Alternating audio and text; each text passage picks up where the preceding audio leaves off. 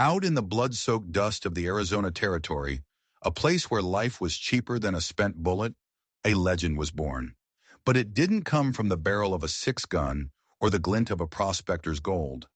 It came from the hands of a girl, barely 16 years old, who for 40 days and 40 nights, with nothing but raw grit and a near-empty canteen, tended to a dying enemy, an Apache chief left for dead by his own people. Or so she thought. What happened when he finally opened his eyes would unravel a conspiracy that reached the highest echelons of power in the territory. It would prove that the greatest force in the West wasn't lead or steel, but a strange and terrifying power that could heal a soul or shatter it into a million pieces. This is the story of Helena O'Connell and the sacred power she never asked for. The year was 1878. The Arizona sun was a merciless god, hammering the cracked earth of the San Simon Valley into a shimmering anvil. For 16-year-old Helena O'Connell, it was the only god she had left. 3 weeks prior, the simple wooden crosses marking the graves of her parents, Patrick and Mary O'Connell, had been the last monument to her old life. Cholera, the Blue Death, had moved faster than their wagon, leaving Helena orphaned in a land that cared little for the living and even less for the alone. She was following the faint wagon ruts west, towards a town marked on her father's map as Redemption Gulch. Hope was a dwindling resource, scarcer than the water in her canteen. Her world had shrunk to the burning sky, the endless horizon, and the gnawing ache in her belly. She was utterly, terrifyingly alone. And in the Arizona Territory, to be alone was to be a ghost just waiting to happen. It was on the third day of her solitary journey that she found him. He was laid out beneath a gnarled mesquite tree, a place where the shade was more a memory than a reality. At first, she thought he was just a bundle of discarded hides, another casualty of the desert's casual cruelty. Then she saw it, the glint of a silver armband on a sinewy, dark-skinned arm. He was Apache.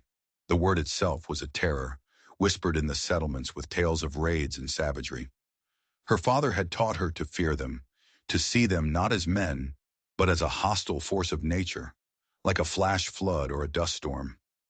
Every instinct, every cautionary tale screamed at her to run. Leave him for the vultures that were already circling high above, patient black specks in an indifferent blue sky. He was the enemy. His people were the reason settlers like her family fortified their wagons and slept with rifles by their sides. But this force of nature was dying. A deep, ragged gash ran from his collarbone down his chest. It was crudely stitched with what looked like yucca fiber, but the flesh around it was an angry, festering purple. His breathing was a shallow rasp, a death rattle in waiting. His face, though caked in dried blood and dust, was noble, etched with the lines of a life lived under the open sky. He was older, perhaps 50 seasons, his long black hair threaded with gray. Even unconscious, he possessed an aura of command. This was no mere warrior. This was a leader, a chief. Helena took a step back, her worn leather boots scuffing the gravel. Then another. She could be in Redemption Gulch in 2 days, maybe 3. She could find work, a new life.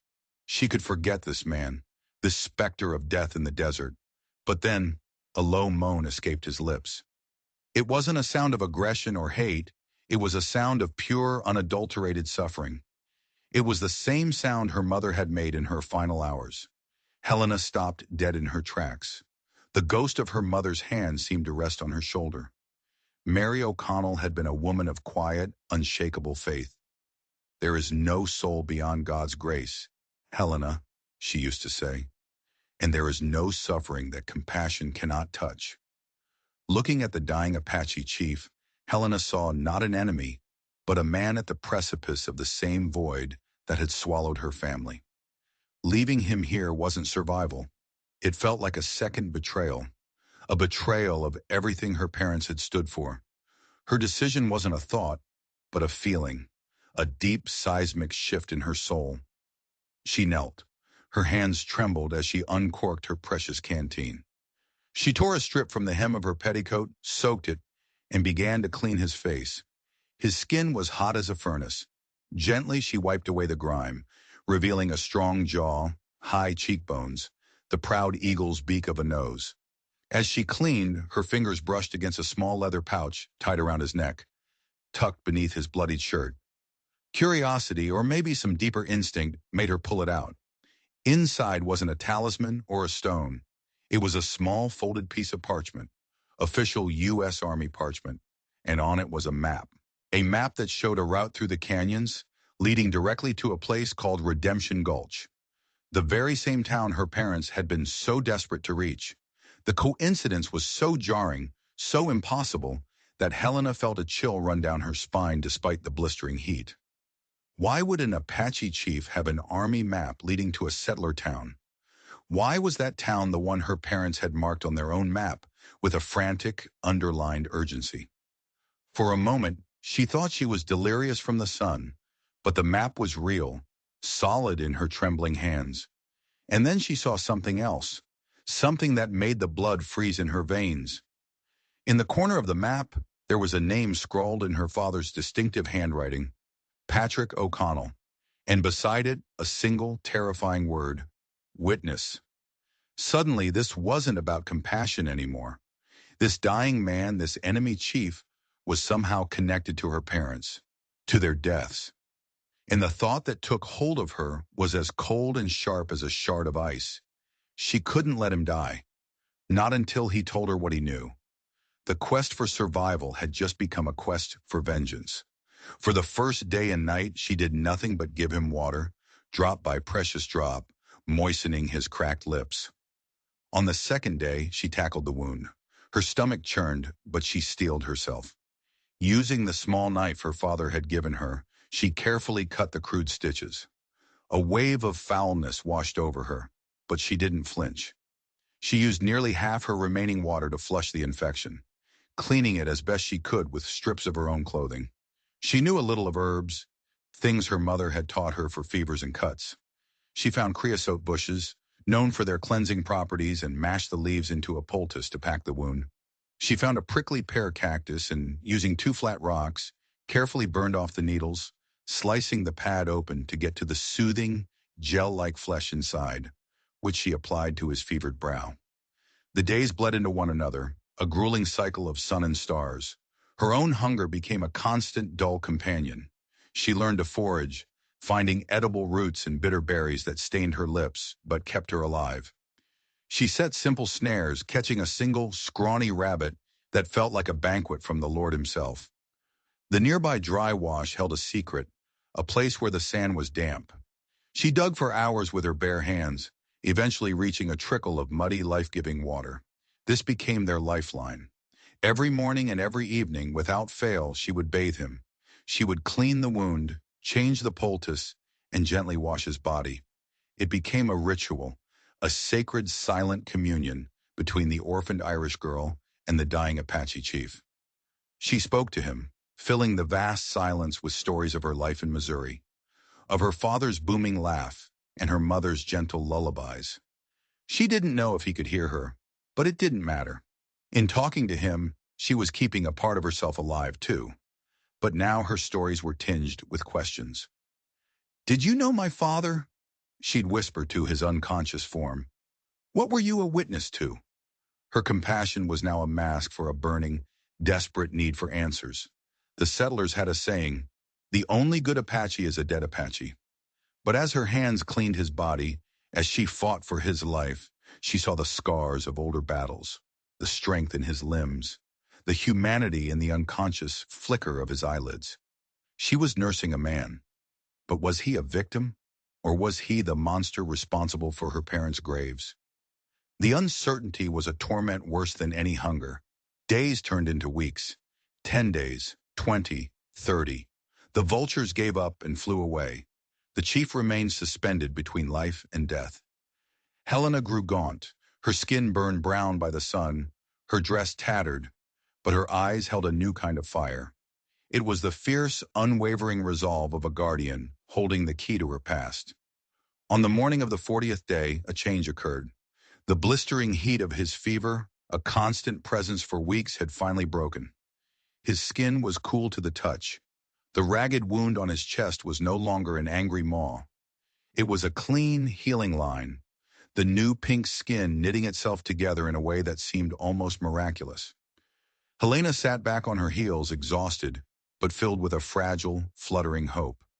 She dipped a cloth in the hard-won water and brought it to his lips as she had 100 times before.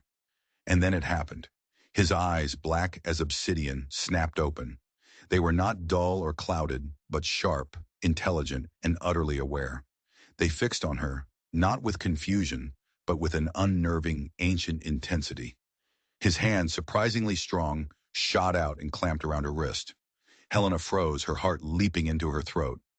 This was it. She had saved him, and now he would kill her. The terror she had kept at bay for 40 days came flooding back, but there was no violence in his grip. His thumb moved slowly, deliberately, over the pulse point on her wrist. He stared at her, his gaze seeming to pierce through her skin, through her very bones, reading the story of her 40-day vigil. He saw the exhaustion, the sacrifice, the fear she had conquered, and he also saw the burning question in her eyes. His lips, still chapped, parted. A single word, spoken in a voice like rocks grinding together, echoed in the silent desert. "She," he rasped, "my child." And in that moment, as his hand held hers, a strange warmth bloomed in Helena's chest, a tingling energy that spread from his touch up her arm and through her entire body. It was like a dormant river suddenly finding its current. But it wasn't a feeling of peace. It was a jolt, a shock, and with it came a flash of an image in her mind. A vision so clear it was like a memory. A campfire. Her father's face, alive and arguing heatedly with this very chief. And another man, a white man with cold, calculating eyes, watching them both from the shadows. The vision vanished as quickly as it came, leaving her breathless and shaking. Something ancient and profound had passed between them. The 40-day ordeal was over. A new and far more dangerous chapter had just begun. The man's name was Gochise. In his people's tongue, it meant the wind that scatters, a name earned for the way he had once moved his warriors like the unpredictable desert wind, confounding the blue-coat soldiers. He was, as Helena had suspected, a chief of the Chiricahua Apache. But her vision had changed everything. The man her father had been meeting with, arguing with, was this chief. And the other man, the one in the shadows, who was he? Communication was a slow, painstaking process. Gochise's English was limited to a few dozen words learned from broken treaties and violent encounters. Helena's Apache was non-existent. They spoke through gestures, through drawings in the sand, through the universal language of survival. He taught her the real names of the plants she had used to save him, showing her how to prepare them with greater potency. He pointed out the tracks of a coyote, the flight path of a hawk, teaching her to read the desert as a living book. In turn, Helena taught him words: water, sun, heal. She held back the word friend. The day he was strong enough to sit up on his own, she confronted him. She took out the army map, the parchment now brittle and worn, and laid it on the sand between them. She pointed to his chest, then to the map, then to the name written in the corner. Patrick O'Connell, witness. His face, which had been slowly softening towards her, became a stone mask. He looked away towards the horizon, and for a long time he was silent. Finally he spoke, in a halting mix of Apache words and evocative gestures. He told a story of betrayal. He and a small party of his best warriors had been heading to a secret council with other clans, a council brokered by her father. Patrick O'Connell was a surveyor, a man who knew the land and, unlike most whites, respected the people who lived on it. He was acting as an intermediary, trying to forge a peace treaty with a powerful rancher who was illegally seizing Apache lands. The rancher's name was Silas Thorne. Gogase and her father were to meet him, with the map as proof of the treaty's proposed boundaries. But it was a trap. They were ambushed, not by soldiers, but by white men who were not wearing uniforms. Ranchers, by the look of their gear. Thorne's men. They fought fiercely, but they were outnumbered and outgunned. Gochise was shot from his horse, the bullet tearing through his chest. Believing him dead or dying, his attackers had moved on. His warriors were scattered, dead or captured. He had been left for the sun and the scavengers. He didn't know what happened to her father. The vision she'd had, the argument, it was the last time he saw Patrick O'Connell alive. The cold dread that washed over Helena was replaced by a white-hot fury. Her parents hadn't died of cholera. They had been murdered, and Silas Thorne was the man responsible. Redemption Gulch, she whispered, the name of the town now tasting like ash in her mouth. Gochise nodded grimly. It was Thorne's town. He owned it, body and soul. As he spoke, he would often pause and look at Helena, a deep, unreadable expression in his eyes. He would sometimes take her hand, his calloused fingers tracing the lines on her palm. When he did, that same peculiar warmth would flood her senses. It was calming yet energizing, and each time it happened, the visions became clearer. She saw fragments, a silver inlaid saddle, a branding iron with a stylized ST, Thorne's cruel face twisted in a sneer. It was as if Gochise's memories were leaking into her. The first true test of this strange connection came a week after he awoke. While climbing a rock face to get a better view of the valley, Helena slipped. She tumbled 10 feet, landing hard. A sharp, searing pain shot through her left ankle. When she tried to stand, the agony was so intense it brought tears to her eyes. It was broken, or at least badly sprained. Out here, a lame leg was a death sentence. Gochise was at her side in an instant. He examined the rapidly swelling ankle with an expert's touch. His face was grim. He helped her back to their small camp, his strength a stark contrast to the wreck she had found weeks ago. He laid her down and then sat facing her. He said nothing. He closed his eyes, his lips moving in a silent chant. Then he placed his hands on her injured ankle. His palms were not hot, but they radiated a profound, penetrating energy that was more than mere heat. Helena gasped. The throbbing, sharp-edged pain didn't just dull. It felt like it was being drawn out, unspooled from her flesh, like thread from a bobbin. The sensation was unnerving, deeply intimate. Under his hands, she could feel the swelling begin to recede, the frantic, panicked pulse in her ankle slowing to a steady, calm rhythm. She watched, wide-eyed, as the angry purple bruising seemed to lighten, shifting to a dull blue. After a few minutes that felt like an eternity, he removed his hands. He was sweating, and his breathing was heavy, as if he had just run a great distance. The effort had cost him something. "Stand," he said, his English simple and direct. Hesitantly, Helena put her foot down. She put weight on it. There was still a dull ache, a ghost of the injury, but the sharp, incapacitating pain was gone. She could stand. She could walk. It was impossible. It defied all logic, all reason. She looked from her ankle to his face, her expression a mixture of awe and fear. "How?" she whispered. Gochise looked at her hands, then back at her eyes. 40 days, he said, his voice heavy with meaning. You wash spirit, my spirit, your spirit. They touch. Now. They are one. He called it Iz Natal He, the changing spirit. He explained that her act of selfless compassion, of caring for an enemy when every law of her people told her not to, had purified her spirit and made it a vessel for this power. Her touch had saved his life, and in doing so, it had awakened a dormant seed within her own soul. But here was the twist she never saw coming. It wasn't a gift. It was a transfer. He hadn't just awakened the power in her.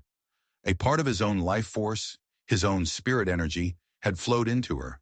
He had not healed her ankle. He had simply acted as a catalyst, allowing the power now residing in her to heal herself. The cost was that he was now weaker. Their fates were intertwined. For her to be strong, he would be diminished. It was a covenant, a bond sealed in blood and water, and it was a terrifying revelation. Stories of witches and hexes were common fuel for fear and persecution. To have such an ability wasn't a gift. It was a brand, a mark that could get her hanged or burned. Sensing her fear, Gochise grew stern. Power is a mountain lion, he gestured. It can feed you or it can eat you. You must learn its ways. You must be its master, not its slave. And so her second education began. It was no longer just about survival or vengeance. Gochise taught her focus and control. He had her place her hands on a wilted desert flower, urging her to feel its thirst and extend her own energy to it. To her amazement, the petals seemed to perk up, the stem straightening. He had her do the same to a lizard with an injured leg, and she watched as the small creature, which had been dragging its limb, suddenly scurried away whole. But there was always a cost. Every time she used this power, it left her drained, her own energy depleted. It took a toll, like drawing water from a very deep well. Gochise warned her that to heal a great injury would require a great sacrifice of her own vitality. To heal the dying, he explained with grim certainty, might even demand a life for a life. Their days took on a new rhythm. They were no longer just two survivors, but a teacher and an apprentice, an old Apache chief and a young Irish girl, bound by a power that neither of them fully understood. But the desert could not hide them forever. The smoke from their small cooking fire, no matter how carefully managed, was a signal. And they weren't just heading to Redemption Gulch for justice anymore. Gochise had confessed something else. When Thorne's men had ambushed them, they hadn't just killed her father. They had taken something from him, a rawhide satchel. Inside, Gochise explained, was the original, unratified treaty signed by the Apache elders, and more importantly, a ledger kept by Patrick O'Connell, detailing every crime, every land grab, every murder committed by Silas Thorne. That ledger was the proof they needed, and Thorne had no idea it existed. Their mission was clear. Get to Redemption Gulch, find that ledger, and expose Thorne for the monster he was. The world of men, with its greed, its laws, and its guns, was about to come crashing down on their sanctuary. Redemption Gulch was less a town and more a scab on the face of the desert. It consisted of a single dusty main street flanked by a dozen wooden buildings. A saloon, a general store, a blacksmith, a livery stable, and the sun-bleached office of the town marshal. It was a place for people running from something, or running towards a dream that usually died of thirst before it could be realized. It was into this simmering pot of desperation that Helena O'Connell and Gochise walked. They had no choice. Their meager supplies were gone, and Gochise knew that to heal fully, he needed more than roots and rabbit meat. More importantly, he needed to get close to Silas Thorne. He needed to find his moment to retrieve the ledger that would not only bring justice for Helena's father, but also save his people's land. Their arrival caused an immediate sensation. A lone white girl dressed in tattered but clean clothes, walking alongside a tall, imposing Apache chief, was a sight that stopped all activity. Men froze with glasses halfway to their lips in the saloon. The blacksmith, a burly man named Matthew Cole, let his hammer fall silent. Women pulled their children close, peering with suspicion from behind curtains. Helena felt their stares like physical blows. The whispers started immediately, slithering through the dusty air. That's an Apache. What's he doing with that girl? Is she a captive, or worse? Look at the way he walks. That's no common brave. The front door of the marshal's office opened. A man stepped out, pinning a tin star to his vest. He was tall and lean, with a weary face and eyes that had seen too much. This was Marshal Elias Rowe, a man who maintained order through a palpable sense of exhaustion rather than intimidation. That's far enough, Rowe said, his voice flat, his hand resting near the Colt at his hip. State your business. Helena stepped forward, her heart pounding. She had rehearsed this. Marshal, my name is Helena O'Connell. My family's wagon. We met with sickness east of here. They passed. This man, he found me, helped me survive. It was a dangerous lie, a reversal of the truth, but it was the only story that might prevent a bullet. Rowe's eyes narrowed, flickering between the girl and the chief.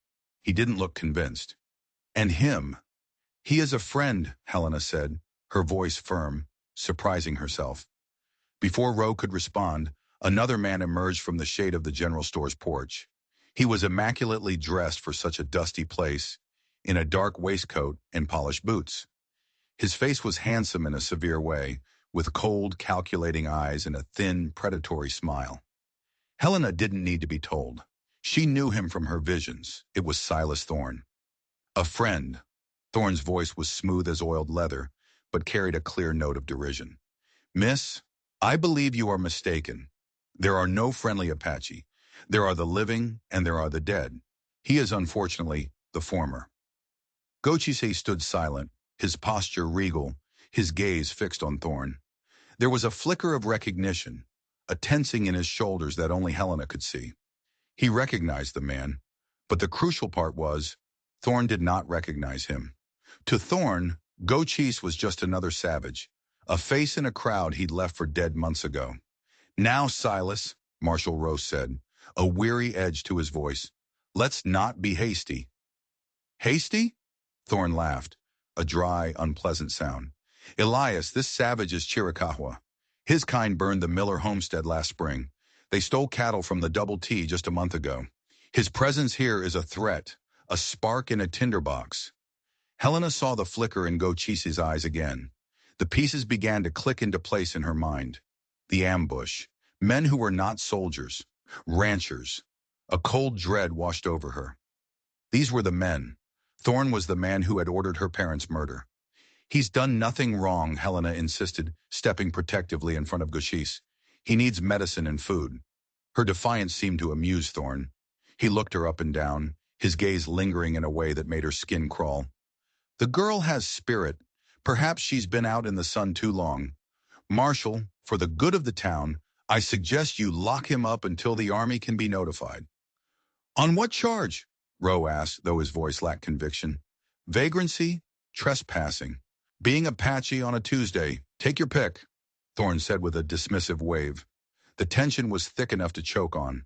The townsfolk were murmuring, their fear being fanned into anger by Thorn's words. A man near the saloon shouted, He's right, Marshal. Put him in a cell. Just then, a new voice cut through the noise. Perhaps we should let science, not superstition, be our guide. Dr. Alistair Finch stepped out of his small office next to the blacksmith's. He was a man in his late 40s with spectacles perched on his nose and an air of academic curiosity that seemed out of place on the frontier. He was a man of logic and medicine, and he trusted only what he could observe. The girl says he's a friend, Dr. Finch continued, wiping his hands on a cloth, and she is clearly an American citizen in need of aid. The man appears injured but calm. Let us not descend into mob rule before we've even had a chance to diagnose the situation. Finch's words, calm and rational, seemed to cool the heated atmosphere slightly. He was respected, if not entirely understood by the townsfolk. Marshal Rowe, seeing an opportunity to de-escalate, nodded. All right, the Indian can stay, but he's my responsibility.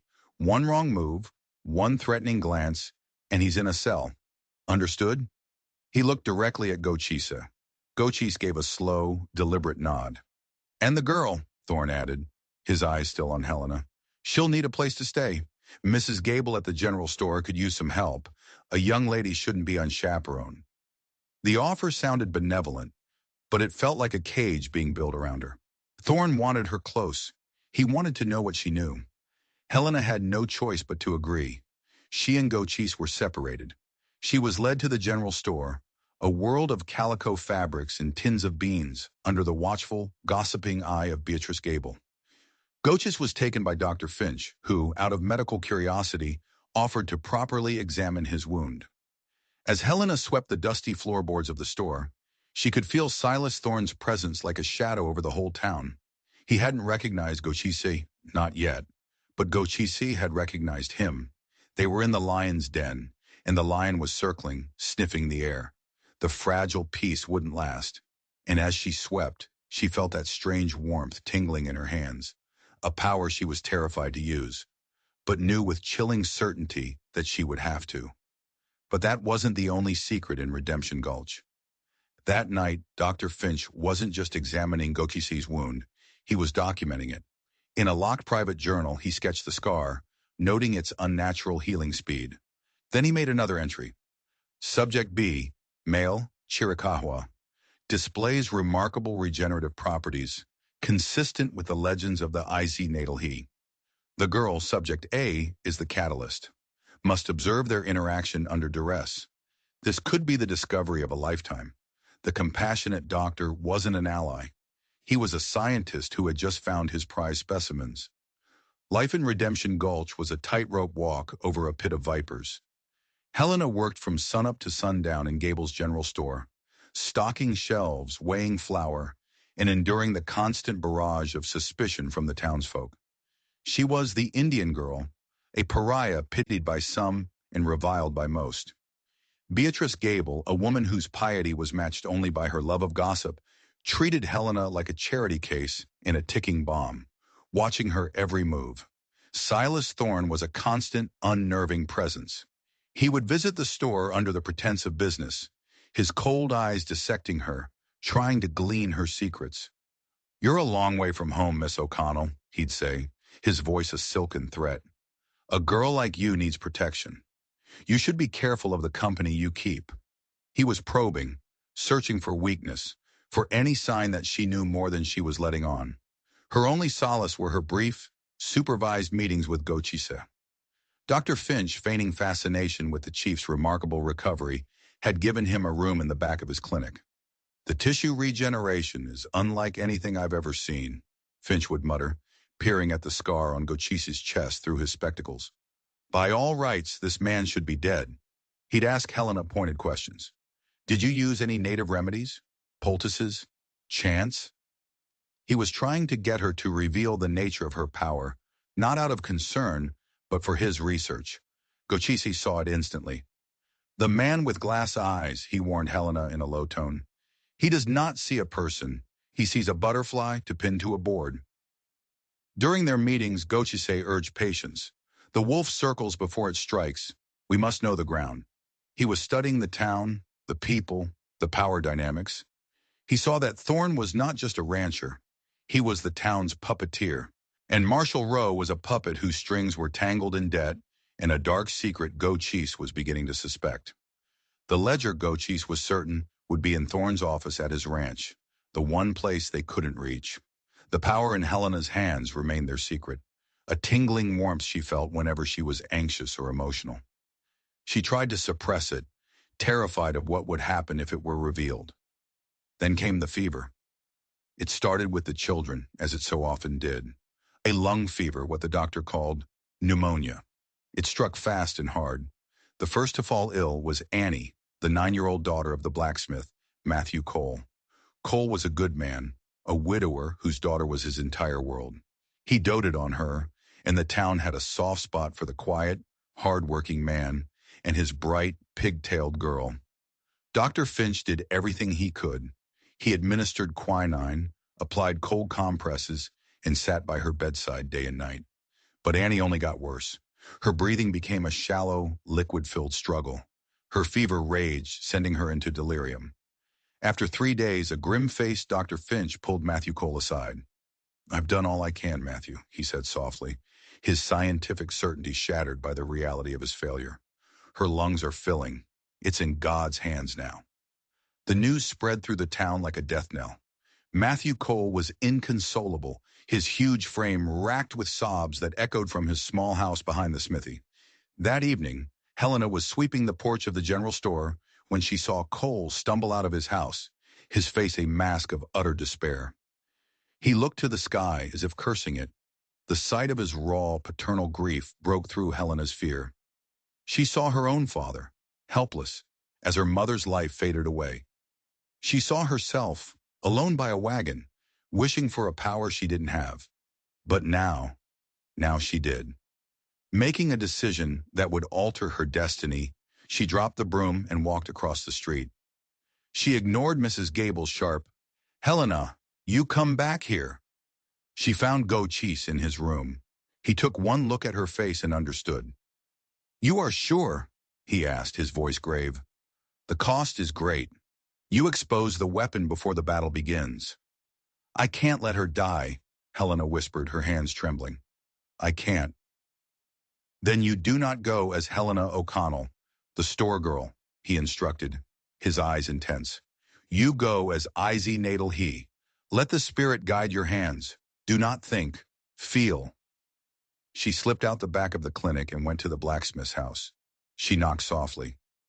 Matthew Cole opened the door, his eyes red-rimmed and hollow. "What do you want?" he asked, his voice thick with grief. "Please," Helena said, her voice shaking but firm.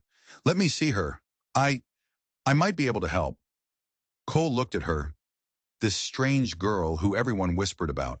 He saw not a threat, but a flicker of desperate hope. He had nothing left to lose. He stepped aside. The room was hot and smelled of sickness. Annie was lying on the small bed, her chest rising and falling in violent, shuddering gasps. Dr. Finch was there, slumped in a chair, defeated.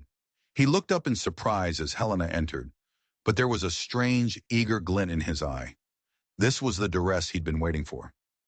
"Child, there's nothing to be done," he said wearily, but he made no move to stop her. Helena walked to the bed. She remembered Gochise's words. Feel. She closed her eyes and placed her hands gently on Annie's small chest. At first, nothing happened. Then she let go of her fear, her doubt, and the whispers of the town. She focused on the little girl, on the rattling in her lungs, on the raging fire of the fever. She poured all her will, all her compassion into her touch. A profound warmth spread from her palms. It was stronger than ever before, a deep, resonant energy that made the oil lamp on the bedside table flicker. Dr. Finch sat up, his eyes wide behind his spectacles, a small notebook surreptitiously opened in his lap. Matthew Cole held his breath. Under her hands, the violent shuddering in Annie's chest began to calm. The rasping gasps eased, becoming deeper, more regular breaths. Helena felt the sickness as a living thing, a dark, clinging tar, and she felt her own energy pushing it out, dissolving it. The effort was immense. Sweat beaded on her forehead. The room began to spin. She felt a deep, hollowing exhaustion, as if her own life force was being siphoned away. She was drawing water from that deep well, and the bucket was very, very heavy. After what could have been 5 minutes or an hour, she swayed, her strength gone. She stumbled back, and Matthew Cole caught her. At that exact moment, Annie Cole coughed, a deep, chest-clearing cough. Her eyes fluttered open. They were no longer glazed with fever, but were clear and aware. "Papa?" she whispered, her voice weak but lucid. Matthew Cole let out a choked cry and rushed to his daughter's side, weeping with relief. Dr. Finch stood, his face a perfect picture of astonishment, his notebook quickly hidden away. He walked over to Annie, his hands trembling as he checked her pulse, then placed his ear to her chest. He listened, then listened again. He looked up, his gaze meeting Helena's. "Her lungs," he stammered, his scientific mind struggling. "They're clear. The fever is gone. It's a miracle." The word hung in the air, potent and dangerous. But the miracle wasn't over. Annie, safe in her father's arms, looked past him at Helena. A small, serene smile touched her lips, and she spoke 2 words clear as a bell, in a language she had never heard. 2 words in perfect Chiricahua Apache. "Thank you," she said. A deafening silence fell over the room. Matthew Cole stared, confused. Dr. Finch's eyes widened in manic triumph. He knew what he had just witnessed. Helena felt a chill that had nothing to do with her exhaustion. She had saved a life, but in doing so, she had revealed far more than her secret. She had branded herself. The whispers about the Indian girl were about to turn into shouts about a witch, and Silas Thorne had just been handed the match to light the fire. News of Annie Cole's miracle swept through Redemption Gulch like a prairie fire. What should have been a moment of communal joy quickly curdled into suspicion and fear. The fact that Annie had spoken Apache, a detail that Beatrice Gable overheard from a shaken Matthew Cole and spread with righteous terror, became the central point of the story. It wasn't a healing, it was a possession. Dr. Finch, the man of science, was unable to explain it, and he didn't try. He simply fanned the flames with vague, ominous pronouncements about phenomena beyond our current understanding, all while scribbling furiously in his private journal. Matthew Cole, however, was a true believer. He told everyone who would listen that Helena O'Connell had saved his daughter with a touch from God himself, dismissing the Apache words as a fever dream. The town was split. Some, like the Coles, saw Helena as a saint. Others, their fear stoked by ignorance and Thorne's insidious whispers, saw her as the devil. And Silas Thorne saw his perfect opportunity. A saint or a witch, it didn't matter. She represented a power he did not control, and more importantly, she was a distraction. While the town was obsessed with the girl, no one was paying attention to him. Thorne began to work his poison in earnest. It's unnatural, he'd say to the men in the saloon. An Apache charm, a dark magic she learned in the desert. First she heals, then she'll curse. You mark my words. She's put their savage tongue in the Cole girl's mouth. What's next? Your children? He preyed on their superstitions, his words watering the seeds of their deepest anxieties. He focused his attention on Marshal Elias Rowe. Thorne didn't just own the note on Rowe's small failed ranch back east. He held a darker secret. Years ago, in a drunken card game, Rowe had killed a man. It had been ruled self-defense, but only because Silas Thorne had been there and lied for him. Rowe wasn't just in Thorne's debt. He was an accessory to Thorne's lie, a man trapped in a cage of another's making. Thorne rattled the bars whenever he pleased. That chief she's been spending time with, Thorne said to Rowe one evening in the marshal's office, pouring them both a whiskey. I've been doing some checking. The Army patrols are looking for a Chiricahua war chief responsible for a dozen raids. Goes by the name Gochisa. The name hit Rowe like a physical blow. He'd heard the name, a boogeyman of the territory. You think it's him? I'm certain of it, Thorne lied smoothly. And now he has this girl, this witch, under his spell. They're a danger to us all, Elias. You have to act. I have no proof, Rowe countered, his voice weak. The girl saved the Cole child. Did she? Thorne leaned in, his voice a venomous whisper. Or did she place a hex on the girl in the first place, only to remove it to gain our trust? It's an old trick. The town is on edge. They're looking to you for protection. Or did you forget who keeps your secrets safe? The threat was clear. Rowe's loyalty, his freedom, his very life was being called in. The following week, Thorne made his move. He paid two of his ranch hands, rough men named Cobb and Finley, a hefty bonus. In the dead of night, they rustled 20 head of Thorne's own prime cattle, driving them into the canyons north of town. But before they did, they made sure to leave a trail that led directly to the secluded spot by the creek where Gochise often went to meditate. As a final touch, they dropped a distinctive hand-carved piece of juniper, a trinket they had seen Gochise whittling, near the broken fence. The next morning, Thorne rode into town, his face a mask of theatrical fury. Rustlers, they hit me last night. My best stock, he roared, ensuring the whole town could hear. He led Marshal Rowe and a posse of half-drunk, angry townsmen out to his ranch. The evidence was precisely where Cobb and Finley had left it. The tracks, the broken fence, and the damning piece of juniper wood. It's the Apache, a man in the posse spat. Thorne was right. The mob, their fear now given a target, rode back to Redemption Gulch with blood in their eyes. They stormed Dr. Finch's clinic, dragging Gokase out into the street. The chief offered no resistance, his face a stoic, unreadable mask. He knew this was a play, and he needed to see the final act. String him up, someone yelled. A rope was thrown over the thick branch of a cottonwood tree. Helena, hearing the commotion from the store, ran out into the street.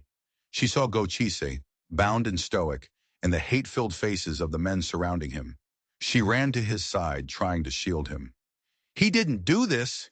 He was here all night. Dr. Finch, tell them. Dr. Finch pushed his way through the crowd, a look of clinical detachment on his face. It's true, Marshal. He never left my clinic. A man of science, Thorne sneered from his horse, his voice carrying over the crowd. Are you prepared to say you watched him every single second of the night, Doctor? Or is it possible he slipped out while you slept? Is it possible this witch girl is clouding your judgment too? Finch faltered, unable to lie. He had, of course, slept. The crowd surged, their fury reignited. Marshal Rowe, his face ashen, knew he had lost control. His debt to Thorne, his fear of the mob, it all came crashing down on him. I have to take him into custody, he stammered, grabbing Gochise's arm. Custody? Thorne laughed. There's no need for a trial. We have the evidence. We have the will of the people. This is frontier justice. But Thorne had a more sinister plan than a simple hanging. He wanted to break not just the chief, but the girl's spirit as well. He wanted to eliminate the source of the power he couldn't control. Wait, Thorne commanded, raising a hand. The crowd fell silent. His eyes found Helena. Perhaps there's a way to settle this. The girl has a gift, does she not? A gift of healing? He dismounted, walking slowly towards her. If your Apache friend is innocent, then let's see some proof. Let's see your power. He nodded to Cobb and Finley. They grabbed Helena, their rough hands bruising her arms. They dragged her towards the center of the street. "What are you doing?" she cried, struggling against them. "A test of faith, little witch," Thorn said, his smile chilling her to the bone. He pulled a long, wicked-looking knife from a sheath on his belt. "Let's see if you can heal yourself." Before anyone could react, Thorn lashed out, not with the blade, but with the heavy pommel of the knife. He struck Helena hard on the side of the head. The world exploded in a flash of white-hot pain, and then darkness swallowed her whole. She crumpled to the ground unconscious. "Take the Indian to the old San Isidro mission ruins," Thorn ordered the marshal, his voice cold as steel. "Lock him in the cellar. If the girl wakes up and her magic is as strong as they say, she'll know where to find him." He looked down at Helena's still form. "And if she doesn't, well, the coyotes have to eat too." He was setting a trap, using Helena as bait and the wounded, enraged town as his weapon. Gochis was taken away, leaving Helena lying in the dust. The so-called miracle worker, bleeding and broken in the heart of a town that no longer knew the difference between redemption and revenge. Pain was the first thing to return, a dull, throbbing drumbeat inside her skull. Helena's eyelids fluttered open to the concerned face of Dr. Alistair Finch, his spectacles perched on his nose. She was on a cot in his clinic. Outside, the sun was setting, painting the sky in hues of orange and blood. "Easy, child," the doctor said softly, pressing a cool cloth to her head. "Thorn gave you a nasty concussion." Memory returned in a sickening flood. The angry mob, Thorn's cruel smile, the glint of the knife pommel. "Gochis," she gasped, trying to sit up. "Where did they take him?" "Thorn has him at the old San Isidro mission ruins," Finch confirmed, his voice laced with something she couldn't quite decipher. It wasn't shame. It was excitement. "He's using him as bait, Helena. A fascinatingly brutal experimental design." The cold, clinical words sent a shiver down her spine. The doctor wasn't her ally. He was an observer, and this was his grand experiment. But before she could react, Matthew Cole, the blacksmith whose daughter she had saved, filled the doorway, his large frame a bastion of silent, furious support. "Not all of us are Thorn's dogs," Cole said, his voice a low rumble. "Some of us see the truth. We'll help you." Looking at the two men, the man of science who saw her as a subject, and the man of iron who saw her as a savior, Helena felt a flicker of hope. She would use them both. Her head swam, but a fierce resolve burned through the pain. She knew what she had to do. The power within her, the icy natal he, had been nearly dry after healing Annie. But now, after hours of forced rest, she could feel it slowly refilling. Closing her eyes, she reached out with her spirit, searching for the calm, steady presence she had come to know so well. She found it, a faint, distant echo. He was alive. He was waiting. A desperate plan was forged in the twilight hours, built not on brute force, but on the element of surprise and deception. Dr. Finch, eager to see his experiment through, would create a diversion. He had access to chemicals, he explained with a manic grin, that would billow thick, acrid smoke, making it seem his clinic was ablaze. In the ensuing chaos, Matthew Cole would do what he did best. He would ensure the horses of Thorn's men would not be available for pursuit, using a few well-placed hammer blows to their hooves and tack. Helena's role was the most dangerous. She had to get to the mission, not to fight, but to confront the man whose soul held the key to the town's fate. Marshal Elias Rowe. As a cry of fire cut through the night, the plan launched into motion. Townsfolk spilled into the street, their attention fixed on the smoke pouring from behind the clinic. Helena, her head still throbbing, slipped into the shadows and ran. The 2-mile journey to the mission was a breathless ordeal. The ruins stood skeletal against the starlight, a place of crumbling adobe and forgotten prayers. Thorn was there, standing on the steps of the old chapel, flanked by his cruelest ranch hands, Cobb and Finley. And beside him, looking like a ghost caught in the torchlight, was Marshall Rowe. Helena didn't hide. She walked directly into the clearing, her small figure casting a long, defiant shadow. Thorne smiled, a victor's smile. "The little witch awakens," he sneered. "Come for your savage friend?" "I've come for the law," Helena said, her voice clear and steady, her eyes fixed only on the marshal. "Marshall Rowe, you swore an oath to justice, yet you stand here in service of a liar and a murderer." Rowe flinched. "Hold your tongue, girl. You're addled." "Am I?" Helena took a step closer, her gaze unwavering. "I know that Silas Thorne led the ambush that left Gochise for dead. He did it to stop Gochise and my father, Patrick O'Connell, from presenting a peace treaty that would have exposed Thorne's illegal land grabs. Ask him about the silver-inlaid saddle he rides. Gochise remembers it well. Ask him about the surveyor's ledger he stole from my father's body." Thorne's smile vanished. "Delusional fantasies. Seize her." But Rose stood frozen, his face a battlefield of doubt and fear. The detail about the saddle, the mention of a ledger, it was too specific. Pieces of a puzzle he had long refused to solve. "You have a choice, Marshal," Helena pleaded, her voice softening. "You can be Thorne's puppet, or you can be the man this town desperately needs you to be. The man who stands for the truth." "The truth is, she's a witch," Cobb snarled, raising his rifle. "Put it down," Rowe commanded, his voice cracking with an authority he hadn't felt in years. He took a half step, shielding Helena. "You are finished here, Elias," Thorne said, his voice deadly calm as he drew his own pistol. "I am the law now." He aimed the gun not at Rowe, but directly at Helena. "It's a shame. Such a spirited little thing." In that split second, Helena acted. She lunged not away from the gun, but towards the marshal. She grabbed his arm, her small hand clamping onto his wrist, just as his own hand instinctively went to draw his Colt. She didn't push or pull. She unleashed the full, concentrated force of the Izzy natal, he directly into him. It was not a wave of healing. It was a tidal wave of truth. Marshal Rowe cried out, his body seizing as if struck by lightning. Through her touch, he saw and felt everything in a single, overwhelming instant. He felt Helena's selfless compassion during her 40-day vigil. He felt the pure, desperate hope as she healed Annie Cole. Then the mirror turned on him. He felt the crushing weight of his own compromises. He didn't just remember the night he killed a man in that card game. He lived it. But this time from the dead man's eyes, feeling the shock, the pain, the life bleeding out onto the sawdust floor. He saw the slow, agonizing decay of his own honor. Every small lie, every compromise, every time he looked the other way. He saw the path he was on, ending in a lonely, dishonorable grave. It was a spiritual cataclysm that burned away every lie he had ever told himself. His gun, half drawn, clattered to the ground. His eyes, wide with a terrible, clarifying agony, stared at Thorne. "You," he gasped, his voice choked with the poison of his own complicity. "You made me a monster."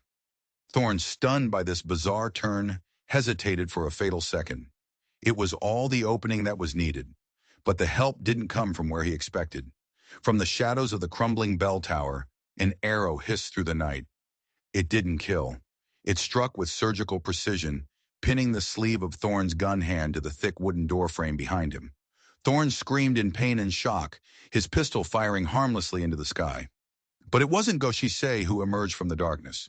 It was Matthew Cole, the blacksmith, holding a powerful crossbow he'd forged himself.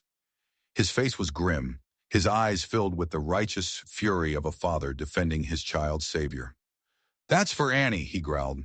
At the same moment, Gochise burst from the cellar, having easily broken the rusted old lock. He moved like the wind, a living weapon, and disarmed Cobb and Finley before they could even process what was happening. They dropped their rifles and fled into the night, their loyalty to Thorne not worth their lives. Silas Thorne, pinned and defeated, was trapped. Marshal Rowe, trembling from the spiritual storm he had just endured, slowly bent down. He picked up his fallen gun, his hand no longer shaking, and pointed it squarely at Thorne's chest. The law, broken and remade in a single, agonizing flash of truth, had finally returned to Redemption Gulch. The aftermath was not a clean slate. Silas Thorne was imprisoned. Marshall Rowe, in a tearful, cathartic confession to a circuit judge, laid bare not only Thorne's crimes, but his own, starting with the lie about the card game years ago. The surveyor's ledger was recovered from a false bottom in Thorne's desk, detailing a decade of murder and fraud. Thorne's empire of fear crumbled, but the seeds of hatred he had planted in the town didn't wither overnight. Prejudice is a stubborn weed. Some townsfolk still looked at Helena with fear, whispering the word witch when she passed. They could not comprehend her power, so they condemned it. But others, the Coles, Dr. Finch, who now saw her as a phenomenon to be feared rather than studied, and a newly resolute and temporarily suspended Marshall Rowe, saw her as a hero. They saw not magic, but a profound courage and compassion that had forced them all to look into their own souls. Redemption Gulch had been given a chance to live up to its name, and the process would be slow and painful.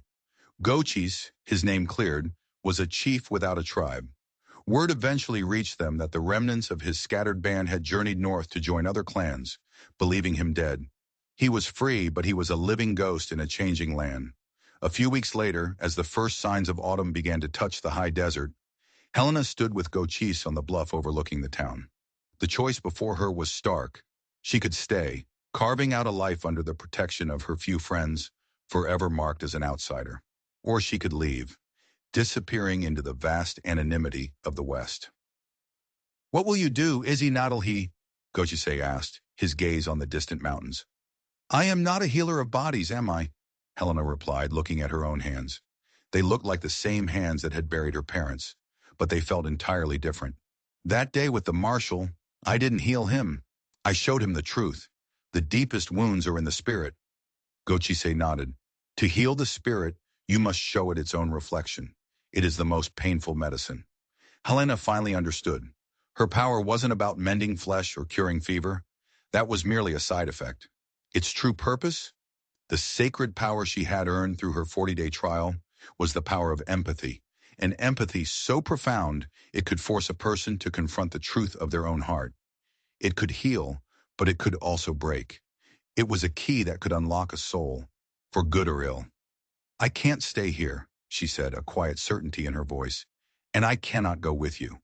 My path is between the worlds." Gochise nodded, a sad, proud smile touching his lips. The changing spirit does not belong to the rock or to the river. It belongs to the wind that blows between them.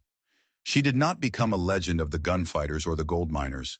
Her story was a different kind, one whispered around campfires and told to children in the lonely homesteads of the territory.